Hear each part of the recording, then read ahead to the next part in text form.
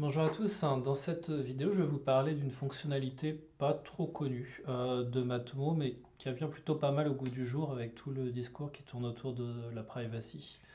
Donc qui est du coup la fonctionnalité d'import de logs, donc qui vous permet comme son indique d'importer des logs. Donc encore faut-il définir ce qu'est un log. Un log, on va dire, c'est une trace d'enregistrement qui est effectuée par les systèmes d'information lorsque ces derniers sont utilisés. Donc typiquement, on peut imaginer, je veux dire n'importe quoi, mais genre un lave-vaisselle par exemple, à chaque fois qu'il est exécuté, on peut imaginer qu'à l'intérieur de son système, il y a un système qui enregistre le fait que quelqu'un a lancé du coup la machine.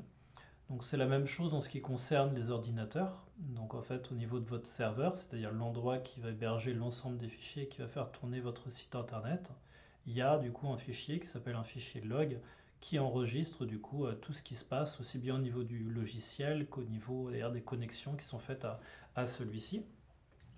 Et ces fameux logs, qui soient aussi bien des logs d'erreur ou des logs d'accès ou comme je dis des logs de fonctionnement, peuvent au final être importés dans Matomo grâce à un fichier donc, qui s'appelle le log analytics, qui est un petit fichier en Python qui permet justement de retraiter le fameux fichier où il y a tous les logs enregistrés et de les importer d'ailleurs dans Matomo en effectuant ce que moi j'appellerais un mapping, c'est-à-dire en disant bah voilà, tu me donnes un fichier qui en entrée ressemble à avoir un fichier de log, donc un fichier de log au niveau d'un serveur, voilà, ça ressemble à quelque chose comme ça avec un nom de domaine concerné, une adresse IP, et puis ensuite vous avez d'ailleurs une date, etc. Et c'est tout ça en fait qu'on va prendre et puis qu'on va être capable d'ailleurs d'envoyer dans Mato. En fait, le plus dur pour vous, si vous y connaissez pas grand-chose, c'est plus d'arriver à trouver au niveau de votre hébergeur, parce que c'est là où il y a votre serveur, où se situe ce fameux fichier de log, pour justement avoir l'URL où est situé le fichier pour après indiquer au fichier de log d'aller le chercher et puis de le transférer. Voilà. Donc, même plutôt plus pour le côté fun, je vais dire, ok, I want the same thing, but give data about Disney. Ok, on va faire quelque chose comme ça.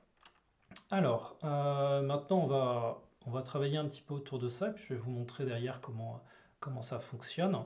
Donc là, par exemple, je vais avoir envie d'envoyer ces données-là dans mon Matomo.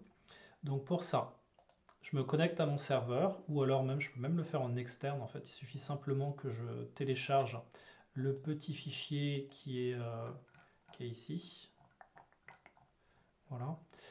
Importlogs.py, et puis que j'ai un ordinateur qui a le langage de programmation Python d'installer dessus pour d'ailleurs pouvoir l'exécuter. Moi, dans mon cas de figure, je ne me prends pas trop la tête. Ici, je me suis directement connecté à mon serveur et je vais pouvoir déclencher l'import des fichiers. Donc, imaginons que ça, c'est mon fichier de log. J'ai demandé 10 requêtes. Voilà, donc ça va me faire 10 visites. Je vais les copier. Je vais me rendre derrière sur mon serveur. Au niveau de mon serveur, je vais avoir besoin du coup de créer un petit fichier. Dans mon cas de figure, je vais l'appeler comme ça. Voilà, tac, tac.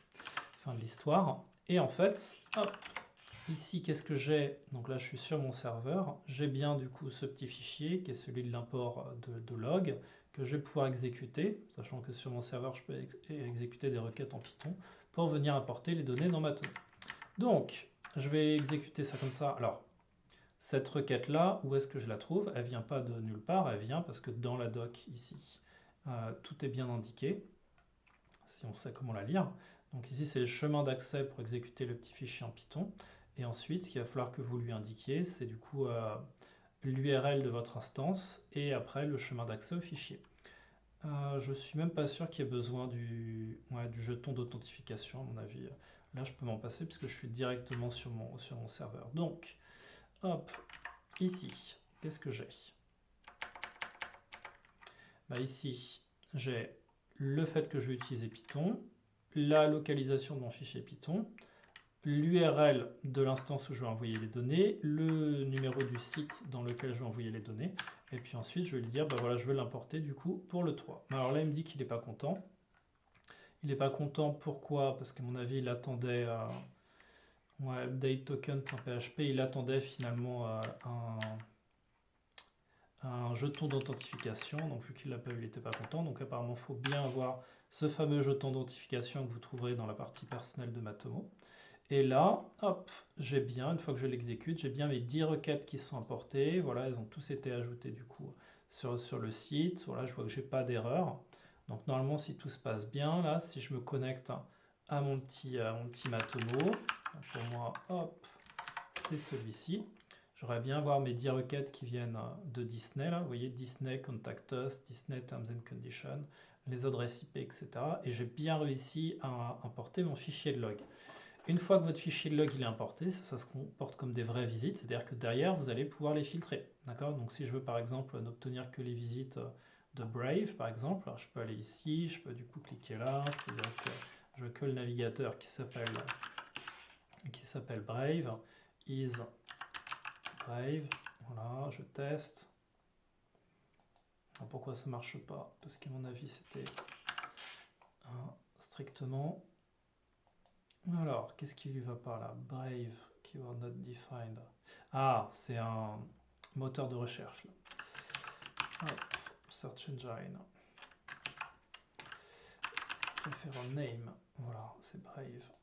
Voilà, et là je les ai bien qui vont ressortir. Hop. Donc ça va se comporter vraiment comme un site classique, hein. Ensuite vous allez du coup directement pouvoir consulter n'importe quel rapport et vous aurez bien vos données. Donc je répète, en fait toute la documentation elle est ici. Si la documentation vous semble un peu trop obscure, n'hésitez pas à utiliser du coup un chat GPT. Dans les pièges dans lesquels vous allez tomber, ça va être ceux dans lesquels je suis déjà tombé, moi, qui vous indique, voilà, mettez donc votre jeton d'identification.